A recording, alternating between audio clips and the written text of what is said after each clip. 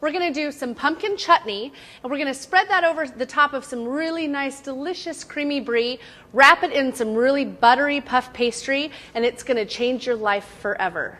The first thing that we're going to do is start to concasse a tomato, and it's to get the inside flesh of the tomato. The first thing I'm going to do is take my paring knife. I'm going to cut the core out of the tomato, as you can see. At this point, I'm going to do 2 crisscross cuts in the bottom of the tomato, and I'm going to plunge it down into some simmering hot water. This is going to stay here for about 20 to 30 seconds. In deciding whether or not my tomato is finished is if the skin starts to pull away in those crisscross marks that I had already made with my knife. And it's starting to pull away just a little bit. I'm going to take it out of the simmering water, and I'm then going to plunge it down into an ice water bath. This stops the cooking process. I want to get it chilled down a little bit so that I can handle it and I don't burn myself. Drain it off. And as you can see, the skin has started to pull away. So what I'm going to do is take it from these crisscross marks and just peel the skin right off of the tomato. And now at this point, I'm going to take the core out of the tomato. And we call this filleting the tomato. So I've got just that really nice meaty flesh. Now I'm going to cut them right into small dice.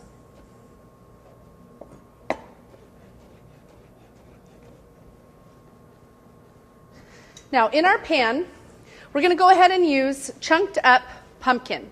You can, like I said, you can use squash, any type of pumpkin. We've got a kombucha pumpkin here, an acorn squash, butternut squash would work well as well.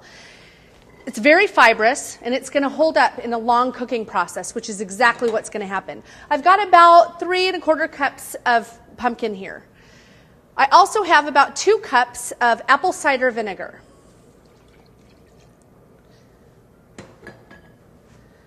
I've got 1 cup of white granulated sugar and 1 cup of brown sugar. And we're just adding all of these ingredients right in. Wonderful aromatics, white onion and chopped up garlic.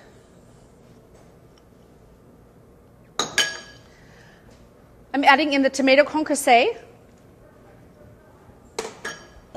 I'm also going to add in some dried cranberries. You could do dried cherries or golden raisins. Anything like that would be a great addition. And the flavors that I have, we have salt, ground allspice, ground cloves, and black pepper. And I'm going to sprinkle this in.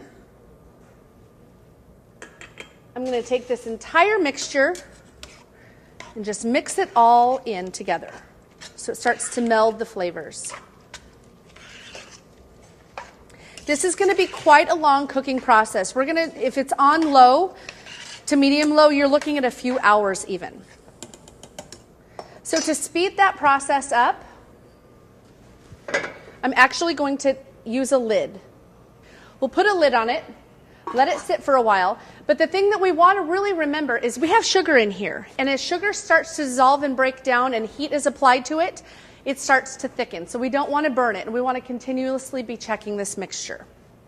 Now that we have our pumpkin chutney finished, we're going to take a look at the texture that it provides. You can see some of the liquid in it, but you also see a lot of those pumpkin chunks. You see the tomato and the cranberry chunks in it as well. We're going to go ahead and taste this and make sure that it has the right salt and sugar flavor levels.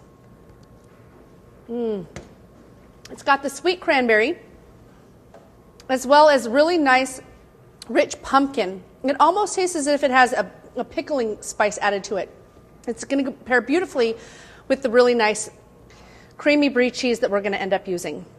So what I have on my cutting board right here is a puff pastry dough.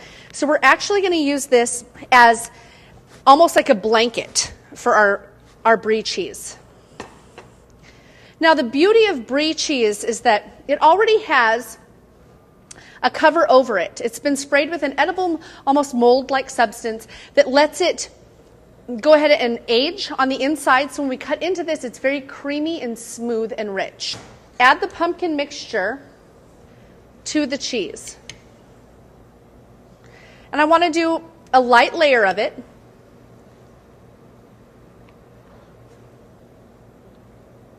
And I'm trying not to get as much of the juice, just because then we end up adding another liquid element to it that can kind of make it tough for us to deal with the puff pastry.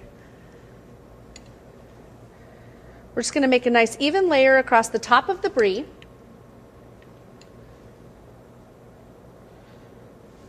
I can just imagine the flavor of how this cheese and all of this pumpkin goodness is going to come together. I'm so excited.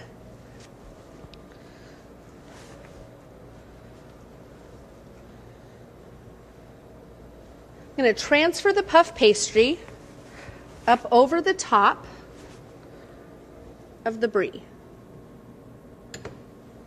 Now this is where it gets to be a little tricky, and you have to be careful, because now I have to flip it over. Go ahead and wish me luck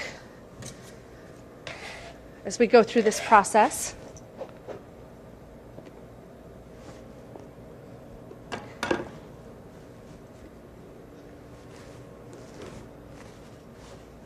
Beautiful. Now I'm going to measure where I need to come up with the dough, up over the top.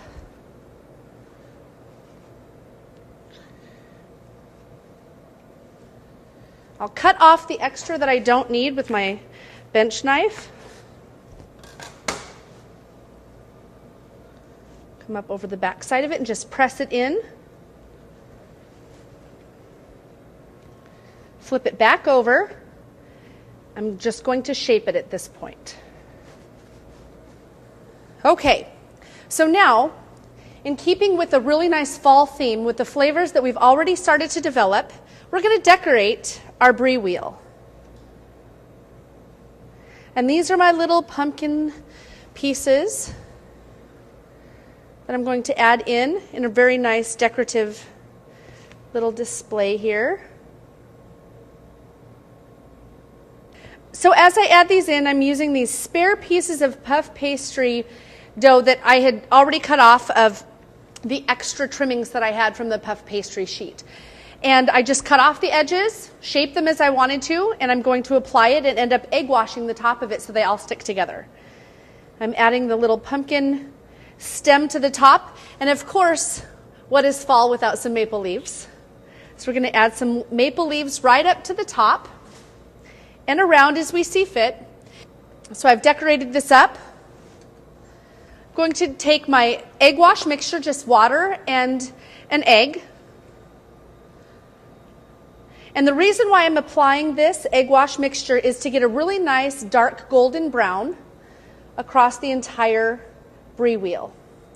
It's also going to help my pieces, my spare pieces, to set to the rest of the dough. We want to make sure we get all of it and we don't leave any out. So at this point, our brie wheel is ready to go into the oven at 350 until it's nice and golden brown. Depending on your oven, things might vary, but you're looking at between 15 to 17 minutes. I'm not worried about the cheese getting cooked inside. I just want it to get nice and warm, and when we cut into it, it'll ooze out and be really nice and soft. We're looking for the puff pastry to develop and for it to puff up and get nice and brown. Our pumpkin chutney brie is now finished. We're ready to take it out of the oven, and I don't know about you, but I cannot wait to taste this. It's been in the oven for about 20 minutes.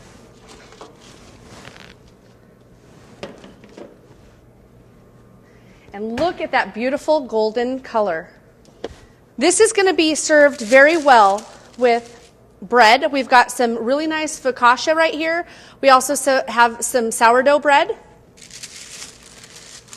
Transfer it right onto the serving platter that we're going to use. And now we're going to cut into this.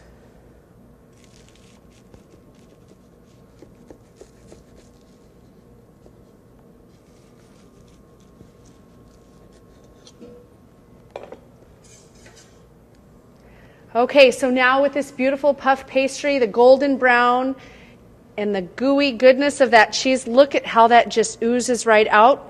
I want you to just close your eyes for a second and imagine how beautiful this cheese and this pumpkin chutney is, and enjoy all the beauty that fall has to bring.